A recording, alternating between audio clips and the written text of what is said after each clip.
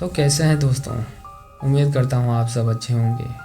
आपके लिए लेकर आया हूँ एक ऐसी डरावनी और हॉरर कहानी जो अक्सर हमारे साथ कहीं ना कहीं हमारे जीवन में घटित हो चुकी होती है और हम उसे नज़रअंदाज कर देते हैं। इसी घटना को याद करने के लिए आपके साथ ये कहानी शेयर करना चाहता हूँ। उम्मीद कराऊँगा आपको ये कहानी अच्छी लगेगी। तो आइए चलते हैं कहानी पर।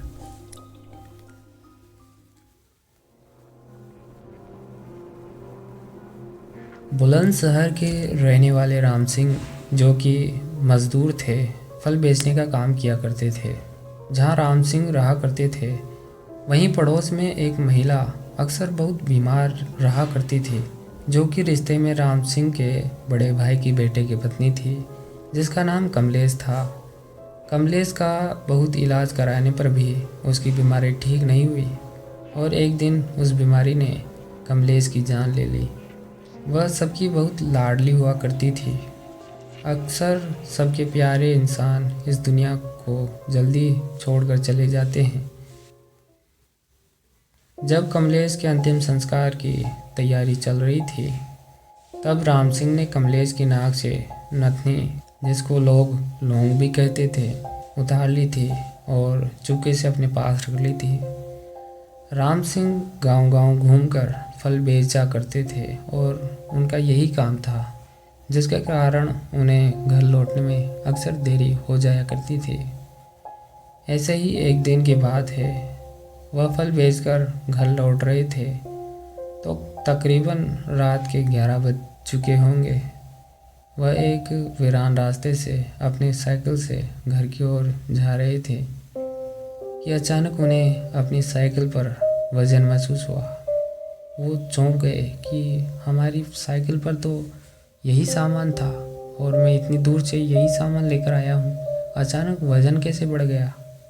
साइकिल के ऊपर वज़न बढ़ता ही जा रहा था, जिससे साइकिल चलाने में राम सिंह को काफ़ी दिक्कत का सामना करना पड़ रहा था।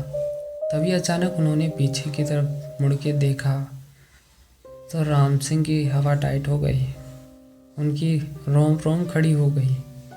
वो इतना डर चुके थे कि पूरे शरीर से पसीना पसीना हो चुके थे और वो वहीं पर बेहोश हो गए और सड़क पर गिर पड़े। उसी रास्ते से 2-3 आदमी जा रहे थे। उनमें से एक आदमी राम सिंह को जानता था। वो आदमी उन दोनों आदमियों से कहता है और उनकी सहायता लेता है और उनको घर पर छोड़ कर आता है। सुबह राम सिंह की आँख खुलती है और रात की घटना से वह बहुत डर गया था, तो थर थर काँप गया था। इसलिए वह 4-5 दिन तक फल बेचने नहीं गया। घर में उनकी पत्नी और बच्चे पूछते कि क्या हुआ है आपके साथ, आप काम पर क्यों नहीं जाते। तो राम सिंह सोचने लगे कि अगर मैंने वो घटना इन लोगों को बताई तो ये मुझे या तो पागल समझेंगे या मुझे निकम्मा समझेंगे। काम पर न जाने का अच्छा बहाना निकाला है आपने। गरीब आदमी अगर काम ना करेगा तो खाएगा क्या। सोचकर आखिरकार 4-5 दिन बाद राम सिंह अपने काम पर जाने लगे। पहले की तरह गांव-गांव जाकर फल बेचना उनका रूटीन हो चुका था। एक दिन जैसे ही वह फिर उन्हें घर जाने में देरी हो गई। जैसे ही वह उस सुनसान रास्ते पर आए, उनको एकदम से उस दिन वाली घटना याद आ गई। उसी दिन की घटना और उस औरत का भयानक चेहरा याद आ गया। अब वो अपनी साइकिल को तेज़ी से चलाने लगे। मुझे कैसे भी करके इस रास्ते से निकलना होगा। तेज़ चलती साइकिल की रफ्तार अचानक धीमी पड़ने लगी। उनकी रोम रोम खड़ी होती जा रही थी। राम सिंह बहुत ताकत लगा रहे थे, लेकिन साइकिल की रफ्तार थी धीरे धीरे कम होती जा रही थी। अब उन्हें यह यकीन हो गया, हो ना हो मेरी साइकिल उसी औरत ने रोक रखी है। उन्होंने इस बार हिम्मत करके पूछा, कौन हो तुम, मुझे क्यों परेशान कर रही हो। मैंने आखिरकार तुम्हारा बिगाड़ा क्या है, आखिर तुम मेरे साथ ऐसा क्यों कर रही हो। मैंने तुम्हारा इतना क्या बिगाड़ दिया। साइकिल के पीछे से अचानक आवाज़ आई। चाचा जी, मैं कमलेश। राम सिंह ने पूछा, कौन कमलेश, और मुझसे क्या चाहती हो? तो उन्होंने कहा, चाचा जी, मैं कमलेश हूँ, आपके भाई के बेटे की पत्नी। तो राम सिंह ने कहा, बेटा कमलेश, क्या बात है और तुम मुझे डरा क्यों रही हो? तब कमलेश बोली, चाचा जी, आपके पास मेरी लौंग है, मेरी बाली, जो मेरी नतनी है, जो आपने मेरे मरने के बाद मेरी नाक से निकाल ली थी। मैं बस उसी को लेने आई हूँ। मेरा आपको डराने का बिल्कुल भी इरादा नहीं था।